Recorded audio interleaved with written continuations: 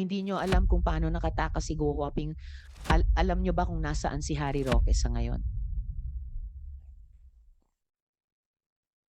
Olivia. So ma'am, puwede niyo po ba kaming bigyan ng general update, sa mga kasong naisampa laban kina Guo Huaping, dun po sa Bamban Pogo, at saka kina Cassandra Leong at Harry Roque naman sa Porac Pogo, pati po kina Yang Jianxin alias Tony Yang, Um, at an internal investigation is still underway, ma'am, and I think it's very premature to conclude kung ano man ang pulot dulo ng lahat ng ito, ma'am. And if the committee will allow me, the committee chair will allow us to defer the answer, and we can uh, submit to it in an executive session, considering that there are still live manhunt operations and after operations, hot pursuit operations still ongoing, ma'am. patungkol pa rin sa tila napaka-porous natin ng mga borders, parang napakadaling takasan o pasukin ng mga kriminal na elemento. Puwede niyo po bang talakayin naman ang immigration status ng mga nababalitang Chinese spies at kung paano sila nakakapasok at nakakapirme dito sa Pilipinas?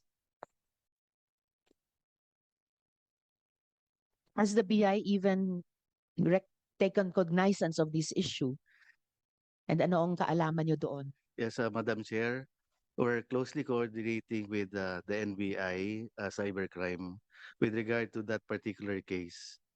Um, Hindi ko lang dala, ma'am, yung yung yung case folder, but we have the identities and the visa details nung first five na pinress release, pinesent sa isang press conference ng NBI. At ano po yung kanilang immigration status, itong first five? I will check, ma'am, and I will update you, ma'am, with regard to the visa details. Please do that, Chief, within this hearing. Yes, Madam Chair. And Thank you. um, uh, habang may criminal charge filed case dun po dun sa 5 for espionage, yun din naman po ang aming kinukumit sa NBI na sasampahan din ho namin ng immigration violation and charge. So both administratively and criminally charged po yung magiging violation and offense ng 5 subjects or involved sa espionage. Sino po yung BI officer or personnel na tinutukoy nyo? No, NBI, ma'am, yung And- in charge sa case. No, you mentioned something about that you will investigate or implement disciplinary proceedings. Just your previous statement. As it's the 5 subjects, ma'am, na involved sa espionage in foreign nationals. While the criminal case is ongoing, we will also file immigration violation charge or charges against these 5. Against these 5. All right. And mamaya tatanungin ko rin ng NBI kung ano mga aktibidades nitong 5 ang binantayan nila and ano yung mga aksyon nila na gagawin kaugnay nila. Would you be able to also tell us during this hearing anong mga paano sila nakapasok at nakapirme dito itong 5? Thank you. We'll be awaiting that. And last but not the least for now, no, for the BI, nasaan na nga pala si Harry Roque?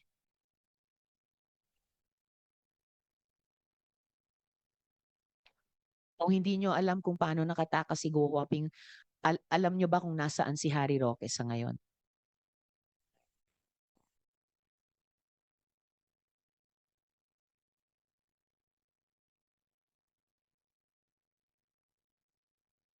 Is he still in Dubai? Madam Chair, we can't recall the dates anymore, but ang the last information that we had against on the couple, the Roques, umalis po ng Singapore yung wife, and then nagbound for Dubai. And there's also a sighting of Harry Roque also in Dubai. There's also an information na umalis po sila sometime December. And then yung information po na yon after, any information after, sorry Madam Chair, but we don't have any more information. Alam nyo ba na pumunta silang, or at least si Harry Roque pumunta sa Singapore sa loob ng isang araw? Um, Or rather, pumunta ng siya.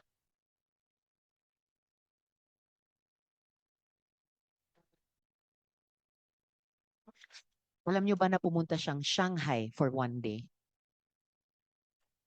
Meron pong information pero wala po kaming validated proof na nag-enter po siya ng China. At meron ba kayong information or validated proof na mula sa Shanghai, na isang araw lang ang tinagal niya doon, tumuloy siya sa Macau?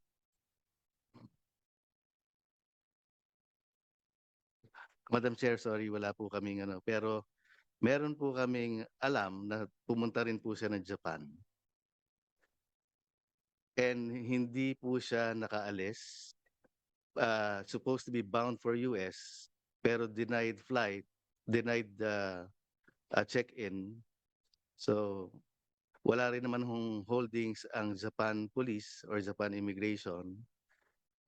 Then after that, wala na po kami information. Saan po siya sa Japan ayon sa information? Wala po kaming exact details. And bound supposedly saan sa US ayon sa information? We don't have any information also, Madam Chair. So do you know if he's still in Macau? Sorry, Madam Chair, we don't have any information. All right. Salamat, Chief Manahan. Dako na muna ako sa Department of Justice.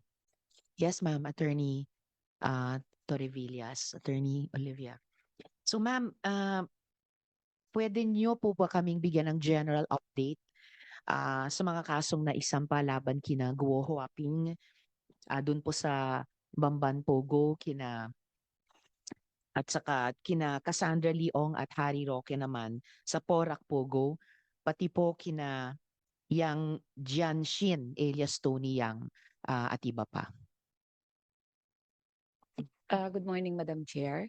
For the Bamban case filed against Alice Guo, we filed the information for qualified human trafficking in September of 2024. And the bail hearing, the bail application of Alice Guo and her co-accused are all denied by the Honorable Court in December last year.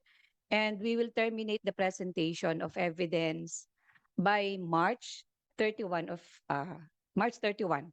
The defense will present its evidence in May of 2025.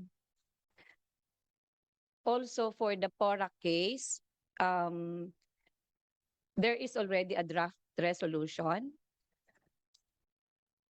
against Cassie Ong, Harry Roque, and other respondents in the Porac case.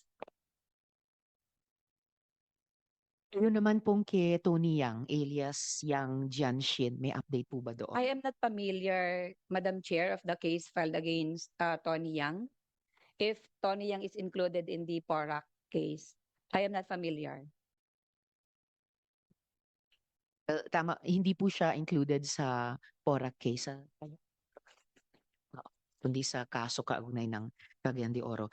And then, mabalik lang kahit kaunti dun sa pagtakas ni Guo Huaping patungkol doon. Ano naman po yung mga update sa mga kaso laban sa mga tumulong sa kanya? Halimbawa, kung mayroon kay Mayor Dong Kalugay at yung mga abogado din ni Guo Huaping, kabilang na po yung notaryo na nameke ng dokumento. Meron po bang update sa kanila? For the lawyer before whom Alice Guo subscribed her counter affidavit, I think there is a criminal case filed against him.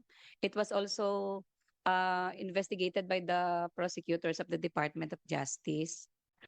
And for those who helped Alice Guo, I am not familiar if there is any criminal case filed before the Department of Justice. Salamat. Baka mamaya maitanong ko rin sa DILG, lalo na tungkol kay Mayor Kalugay. And then ma'am, and colleagues, no, last week, my colleague here, Senator Sherwin Gatchalian, revealed that there are still pogo bosses in the country and they are transitioning to other crimes. Na-quote din po ang PAOK through its spokesperson, Dr. Winston Casio, that they will be able to identify the pogo bosses who are still here and help neutralize their activities. So tama po ba, attorney, na sa pagkaalam no ng DOJ na these pogo bosses have transitioned or are transitioning to other crimes? Yung scamming operations po ba ay still underway? At paano na po sa pagkaalam ng department, paano na po yung bagong modus operandi ng mga scamming operations na ito? Madam Chair, I am not aware of any other crime filed by the PAOK with the Department of Justice. Recently, they filed the same cases of anti-human trafficking, particularly organizing labor trafficking for purposes of financial gain through scamming. Scamming is only a mode utilized by the POGO bosses to for purposes of financial gain. Salamat, attorney. Actually, yung nabanggit niyong human trafficking at labor trafficking, mababalikan din in a later question about yung bagong modus na napansin namin at isinusumbong ng mga patuloy na victim survivors na ginagamit nitong mga POGO.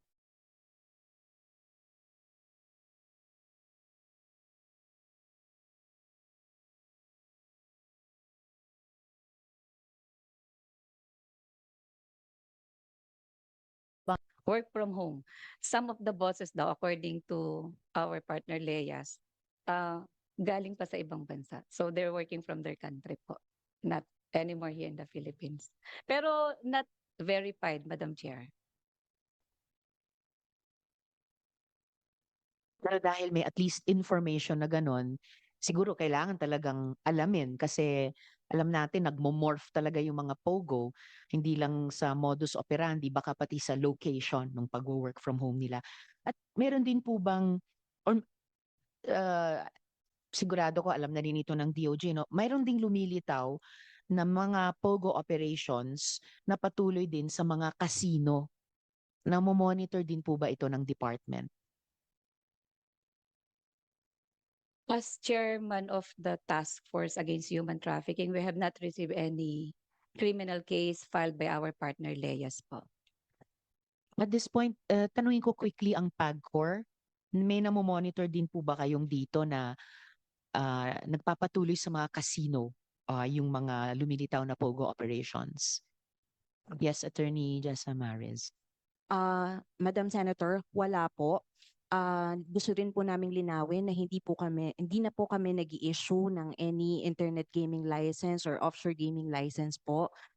Lalong-lalo na po sa mga casinos kasi po nakita po namin sa news na gusto po yung linawin at we would like to put on record that we have not issued any license pertaining to that kind of activity.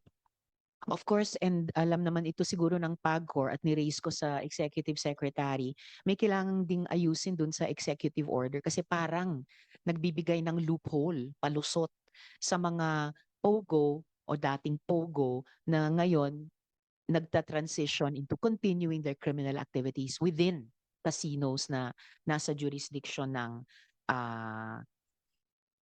PAGCOR. Oo. If I could just a few more questions sa DOJ bago magpatuloy sa tanong sa PAGCOR. So ayun, just a recent and very disturbing event, no, Attorney Olivia. Totoo ba yung haka-haka tungkol sa isang estudyante sa isang international school na POGO-related daw ang pag-kidnap sa kanya? I have no information, Madam Chair, about that. May information po ba tungkol dito yung PNP at saka yung NBI? Who's the spokesperson this morning for the PNP on this kidnapping case at kung related ba ito sa POGO? who could speak to this? Would it be General Torre or one other of the PNP resource persons? Yes, General. Good morning, ma'am. An internal investigation is still underway, ma'am, and I think it's very premature to conclude kung ano man ang pulot dulo ng lahat ng ito, ma'am. And if the committee will allow me, the committee chair will allow us to defer the answer, and we can submit to it in an executive session, considering that there are still live manhunt operations and after operations, hot pursuit operations still ongoing, ma'am. Thank you. And the committee wishes you the best in those operations. So Maraming by salamat all po. means, sa executive session na lang po.